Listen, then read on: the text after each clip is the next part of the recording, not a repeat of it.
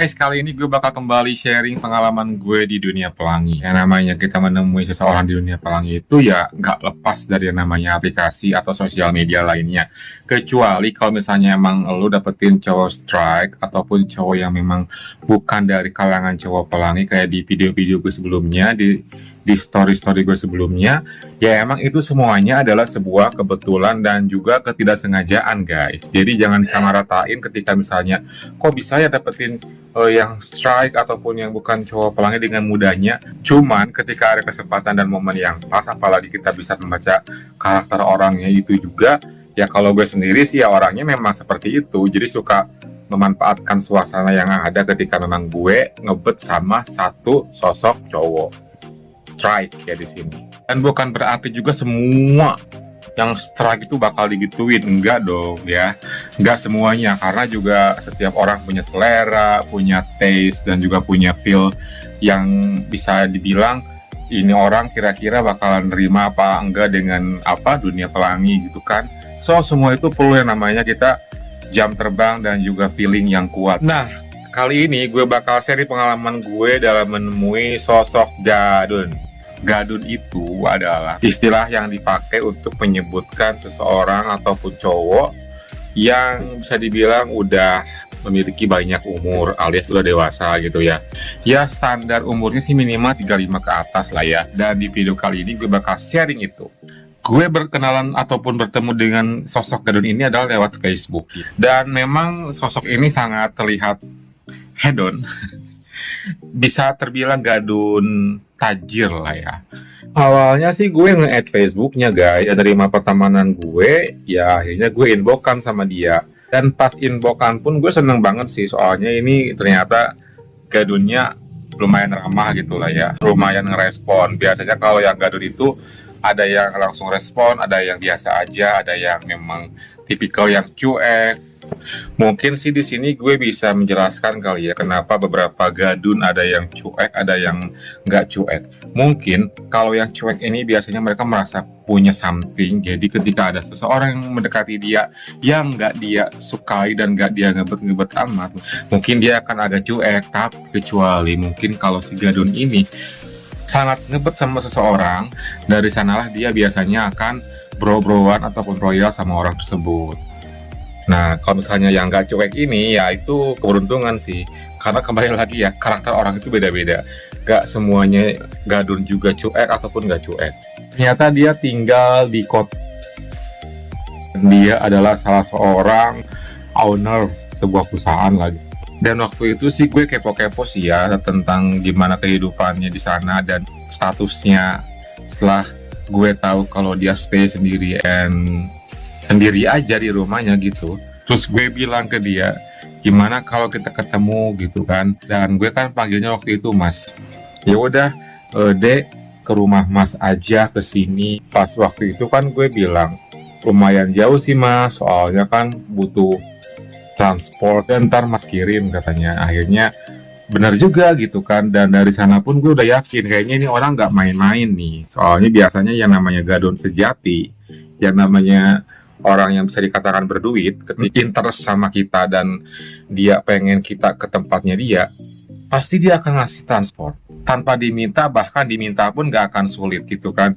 Jadi tipikal sosok Gadun ini memang bener-bener yang menurut gue sih baik gitu ya. Karena ada juga Gadun yang kayak misalnya, ya udah kalau misalnya kamu gak ada ongkos nih ya, kamu coba pinjam sama saudaramu dulu atau sama temanmu dulu, nanti bisa deh kamu di sini diganti uangnya gitu. Ada loh, bukannya gue mengemis ya untuk dikasih uang transport. Kadang di sini gue suka ngetes juga loh, mengetes sosok Gadun apakah dia ini memang real, baik dan royal atau enggak gitu. Dari awal pun kita bisa mengetahuinya lewat cara ini.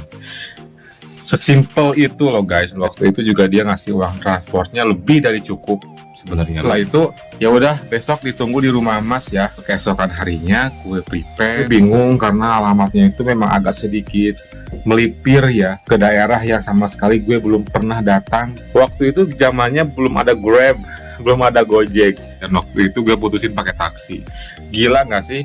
Gue pakai taksi gitu kan ke sana. Dan taksinya itu nggak paham jalan gitu loh guys. Jadi gue dibawa muter-muter kemana gitu kan. entah sengaja atau nggak sengaja sih. Pokoknya tuh gila, itu gue melewati beberapa jalan yang bisa dibilang jalan tikus. Tapi emang pada akhirnya nyampe sih, cuma kayak muter kemana-mana jauh. Dan benar saja ketika waktu udah sampai di tempat tujuan itu, ongkosnya mahal banget guys, oh my god.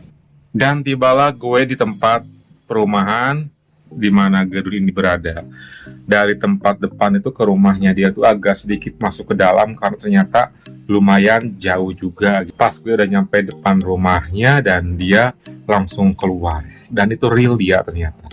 Seperti yang dipoto, dan rumahnya waktu itu ya bagus sih, terbilang bagus. Gue dipersilakan masuk, gue langsung dijamu, dikasih mau minum apa, haus ya pasti gitu kan, dikasih minuman dingin, terus dikasih cemilan juga, makanan juga. Waktu makin bergulir dan waktu itu gue sama dia udah punya chemistry, dan dia pun juga sosok gadun yang berkarisma jadi mata gue walaupun memang kebapaan gitu kan, dan dia pun juga pasti udah interest sama gue waktu itu. Ya udah, setelah udah ada chemistry ya kita makin deket, makin bersentuhan lah gitu ya. Jadi sekali juga dia apa namanya kiss me gitu kan, kiss me doang tapi belum kissing sih. Jadi kan guys, rumahnya itu memang lengkap banget ya, ada lantai atas, ada ruangan gym dan lain-lain. Nah ketika waktu itu gue kan pengen pipis dan kamar mandinya itu di dekat tempat gym itu. Pas habis gue keluar dari kamar mandi itu, di ruang gym itulah terjadi the first kissing bersama dia. Dari sana kita kissing, berlangsung agak lama di sana. Terus dia mulai pelan-pelan ngelakuin something lebih dari kissing di sana. Pas suasana udah agak mulai hot, dia menggiring gue ke lantai atas, jadi kayak kamar unik gitu di ruangan atas, kayak ala-ala Belanda gitu dia, pokoknya yang lebih dekat ke atap ya.